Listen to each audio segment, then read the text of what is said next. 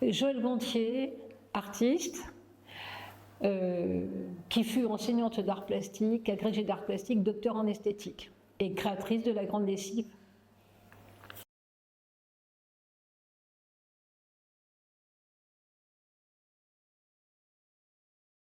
L'enseignement artistique, les enseignements artistiques, devrait-on dire, sont des fondamentaux, puisque on ne peut pas savoir uniquement lire, écrire, compter.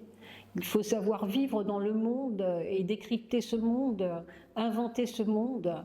Et comment le faire sans les arts, sans des pratiques qui viennent depuis les origines de l'humanité et qui se développent sans cesse? Comment le faire sans curiosité? Comment le faire sans imagination et sans mettre en œuvre l'imaginaire de populations qui nous ont précédés et sans créer de nouveaux désirs pour vivre dans un monde partagé?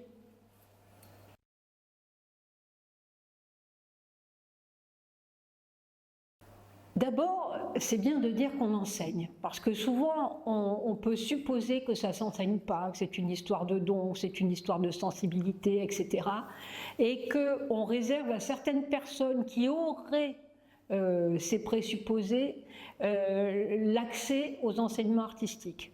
Or, je milite vraiment depuis toujours pour que tout le monde, toutes les personnes dès le plus jeune âge et tout au cours de leur vie aient accès à l'éducation et aux enseignements artistiques, avec d'abord à l'école, pour que ce soit dans le socle commun et que ce soit reconnu comme enseignement fondamental, parce que les conséquences sur l'apprentissage de tout, en particulier des mathématiques, du français, de ce qu'on appelle le français, mais d'une manière générale de la littérature et de tout ce qui est écrit, passe par du non-verbal, passe par le corps, passe par des modes de pensée qui doivent être déployés le plus possible pour faire sens pour la plupart des êtres qui vivent sur cette planète, et en particulier dès le plus jeune âge à l'école. Un petit qui découvre le monde n'a pas encore les mots, pourtant il agit sur le monde, il essaie de trouver ses voies, et dans les pratiques artistiques, le théâtre, la danse, dans les arts plastiques, la musique, dans tout ce qui va lui permettre d'accrocher quelque chose de ce monde, de l'explorer, il y a matière à créer une base, voire à consolider, voire à déployer des apprentissages qui se font ailleurs. Par exemple, on le voit avec l'écrit, mais on peut le voir aussi avec les mathématiques. L'invention des mathématiques s'est faite d'abord avec des petits bâtonnets, des petits cailloux, des petites choses qui semblaient rien du tout et qui ont permis d'abstraire et dissocier lire, écrire, compter de ce qui lui a donné une assise est pour moi une aberration. Donc pour moi c'est fondamental, et les arts et les cultures sont essentiels à la vie de tous et de toutes.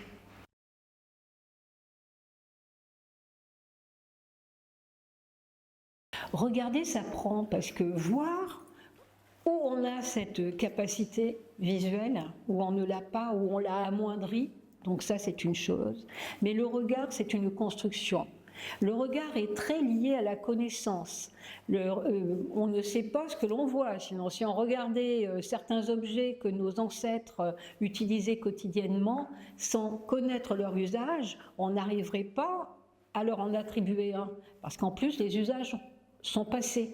Donc il faut à chaque fois essayer de construire le regard par des connaissances, pas une connaissance, par des pratiques, par des usages, par une histoire, par des références, et donner une signification à ce que l'on voit. Donc ça c'est très très important.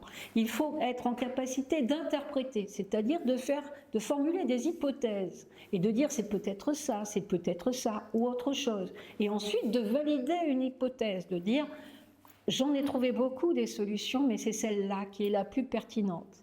Et il faut une intention aussi quand on regarde. On ne peut pas regarder tous azimuts.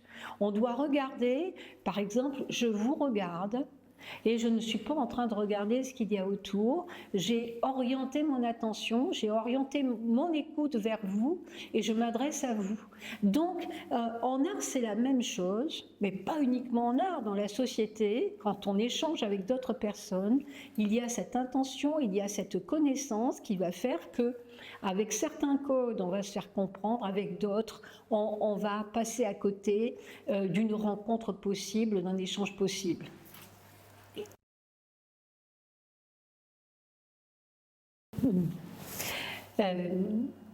N'abandonnez jamais, jamais ce qui vous pose question, ce qui vous pose problème. Si vous abandonnez, par exemple, les enseignements artistiques en disant que vous n'êtes pas spécialiste, que vous ne savez pas, que vous n'avez jamais su, d'une part, vous ne confortez pas l'école en ce qu'elle est, c'est-à-dire le lieu pour apprendre. À l'école, il faut apprendre, y compris quand on est adulte, y compris quand on est enseignant, y compris quand on est parent. Il faut pouvoir renouer avec des apprentissages. Donc, n'abandonnez pas parce que ça valide votre travail, tout court. Et n'abandonnez pas parce que c'est un espace inouï. Et il faut accepter de co-apprendre, de co-construire avec des plus jeunes, des plus vieux, des différents de soi. Il faut apprendre toute sa vie, c'est ce que nous enseignent les artistes. Les artistes, quand ils créent, c'est parce qu'ils ne savent pas. Ils savent bien qu'il y a des voies qu'ils pratiquent déjà, ils savent bien qu'il y a des cheminements qui vont les nourrir, qui vont les porter, mais ils cherchent quelque chose qu'ils n'ont jamais vu, qu'ils n'ont jamais fait. Et c'est ce qui va, toute leur vie, leur permettre de créer. N'arrêtez pas de créer. Un monde sans créateur sur son lieu de travail est un monde qui va vers l'incompréhension, vers la haine. Un monde dans lequel on ne va pas être acteur, mais un monde dans lequel on va être instrumentalisé. Et être instrumentalisé, il n'y a rien de pire, mais vous ne pouvez pas être un adulte face à des enfants si vous ne savez pas vous-même, si vous ne savez pas ce que vous avez à faire dans ce monde-là, et si vous avez l'impression que votre parole n'est pas entendue. Faites entendre votre parole. Soyez des adultes, c'est très difficile, mais vous le méritez et vos élèves le méritent, de même que je pense que beaucoup de parents attendent ça de vous, de nous.